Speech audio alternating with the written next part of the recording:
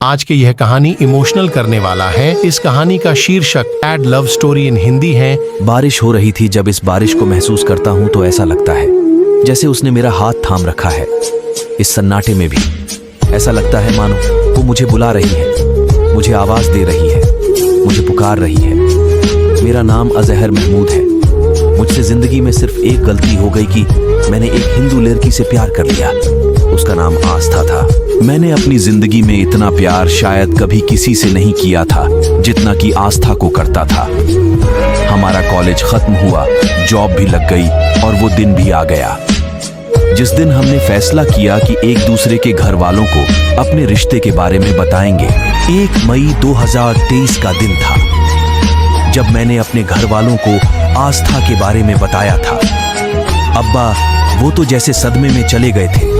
मैंने अपना पूरा दिल खोलकर उनके सामने रख दिया था, लेकिन वो तो मानने को तैयार ही नहीं थे। वही आस्था के घर वाले भी इस रिश्ते के बिल्कुल खिलाफ थे। अब हम बड़ी दुविधा में फंसे हुए थे। हर पल बस यही सोचते थे कि घर वालों को निकाह के लिए कैसे राजी करवाया जाए। मैंने बहुत कोशिश की, लेकिन ना तो अम्मी मानी और अब्बू तो बहुत ही ज्यादा खिलाफ थे। बहुत ज्यादा हो तो मेरी बात सुनने को तैयार ही नहीं थे। हार कर मैंने आस्था को घर छोड़ जाकर शादी करने के लिए कहा, लेकिन एक लड़की के लिए ये बहुत मुश्किल होता है और मैं उसकी ये बात समझता था।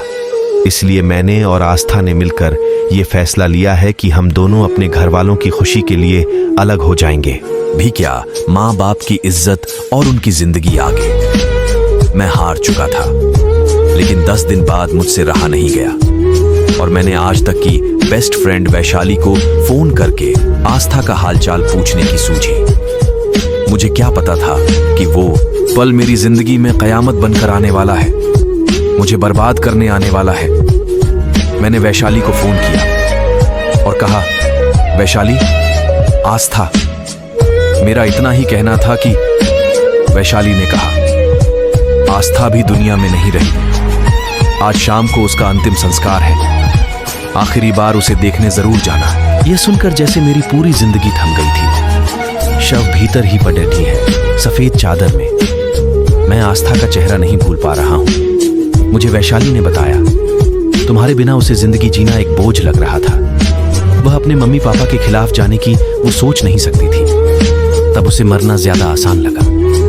ये सुनकर मैंने सोचा और कहा कि मैंने अपने दिल की सुनी होती, जहां सिर्फ वह और मैं होते, लेकिन ये हो नहीं सकता था। Sad love story in Hindi Aastha की याद में मैं सिर्फ इतना कहूंगा, बहुत उदास है, कोई तेरे जाने से हो सके। टम लौट ए किसी बहाने से।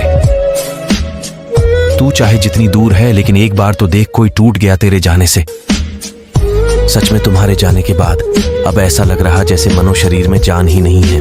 I love you Aastha, love you for ever for ever. Sad love story in Hindi, short love story. दोस्तों, आपको ये कहानी कैसी लगी हमें कमेंट बॉक्स में जरूर बताएगा, और अगर आपके पास भी ऐसे ही कहानियां हैं तो हमें जरूर लिखें। हम उस कहानी को अपने आर्टिकल में जरूर पब्लिश करेंगे। अब दूसरा कहानी